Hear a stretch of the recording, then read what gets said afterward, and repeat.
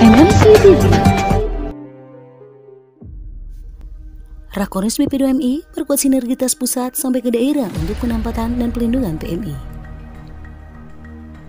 Badan Pelindungan Pekerja Migran Indonesia atau BP2MI menggelar rapat koordinasi teknis penguatan tata kelola penempatan dan pelindungan PMI di Hotel Sintesa Peninsula Manado. Kegiatan ini dibuka Menteri Ketenagakerjaan Ida Fauzia secara virtual 1 November 2020. Ini akan membawa perubahan yang positif bagi kinerja BP2MI yang dikepalai oleh Bapak Pemimpinan dari di masa-masa yang akan datang.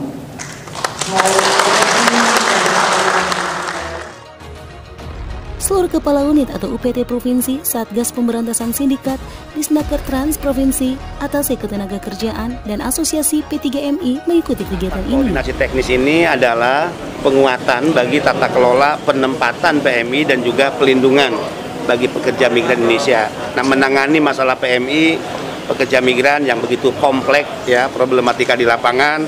Terlebih ada undang-undang baru, dulu kita mengenal BNP2TKI, sekarang BP2MI. Dulu Undang-Undang 39 2004, sekarang Undang-Undang 18 2017. Nah, di undang-undang baru ini banyak hal terkait kewenangan baru yang ditambahkan. Dalam kesempatan itu, Kepala BP2MI Beni Ramdhani kembali menegaskan komitmennya untuk memerangi sindikat pengiriman ilegal pekerja migran Indonesia atau PMI. Bisnis pengiriman ilegal pekerja migran, ya, ini adalah sindikat dari para mafia pemilik modal yang dibackingi oleh oknum-oknum tertentu. Saya tidak terbiasa basa-basi, jujur. Ini era keterbukaan.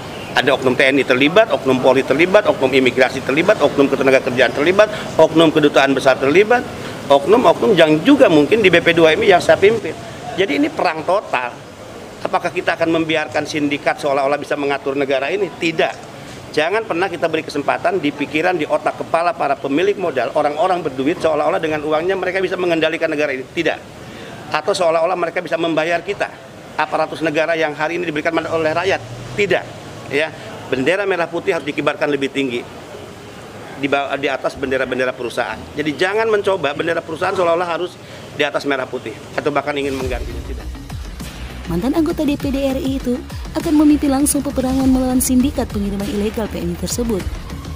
Sindikat pengiriman ilegal PMI harus dihentikan. Negara harus hadir dan memberikan perlindungan serta kenyamanan bagi warganya, termasuk para PMI, ujar Beni. Publik berpersepsi jika PMI rentan dengan masalah dan identik dengan pekerja rendahan. Mirisnya, negara seperti mengabaikan permasalahan tersebut. Di era saya, semua ini tidak boleh terjadi. Yang masih coba mau main-main akan kami sikat, Beni menegaskan. Mantan aktivis melawan ini menyebut PMI sebagai pahlawan, pejuang devisa, dan pahlawan bagi keluarganya. Mereka telah memberikan kontribusi besar kepada negara dengan menghasilkan remintasi sebesar 159,6 triliun rupiah yang hampir setara dengan sektor migas, ungkap Beni. PMI ini kan dianggap sebagai sumber masalah, PMI dianggap kerja rendahan. Itu harus kita akhiri, cara pandang primitif itu. Mereka ini pejuang devisa, mereka pahlawan devisa bagi negara ini 159,6 triliun. Sehingga wajib negara memberikan perlakuan hormat pada mereka. Sehingga salah satu program dari 9 program kami adalah menjadikan PMI sebagai warga negara VVIP. Untuk itu BP2MI wajib memberi perlindungan terhadap para pejuang devisa itu. Perlindungan kepada PMI kini mencakup pada aspek sosial, ekonomi, dan hukum. PMI layak dijadikan warga negara VVIP, ucapnya.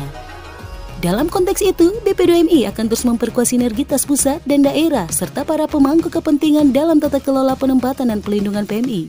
Sesuai arahan Presiden Jokowi bahwa perlindungan kepada PMI harus diberikan secara menyeluruh, mulai dari ujung rambut hingga ujung kaki, kata Beni lagi. Terkait edukasi, literasi keuangan, berangkat bekerja, mengumpulkan uang, menabungnya secara baik, pulang ke tanah air, jadi modal usaha. Minimal uang ini bisa ya menjaga agar generasi penerusnya tidak putus pendidikannya, untuk bertahan hidup makan hidup ya keluarganya. Berhasil usahanya bisa membeli rumah untuk tempat tinggalnya ya. Kemudian juga bisa membeli tanah, sawah, kebun untuk dikelola menjadi tambahan modal ekonominya. Jadi mimpi sejahtera di mana berangkat migran pulang menjadi juragan ini bisa terwujud. Ini yang dimaksudkan dengan merdeka dan sejahtera. PMI akan mendapatkan itu tanggal 8. Rakornis ini dilakukan untuk mematangkan rencana aksi dan program prioritas BP2MI sejalan dengan Undang-Undang Nomor 17 Tahun 2017.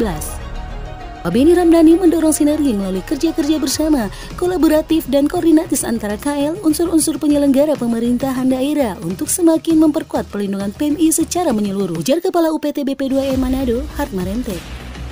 Dari Hotel Sindesa Peninsula Manado, tim MNC TV, Kringi Inji mengabarkan.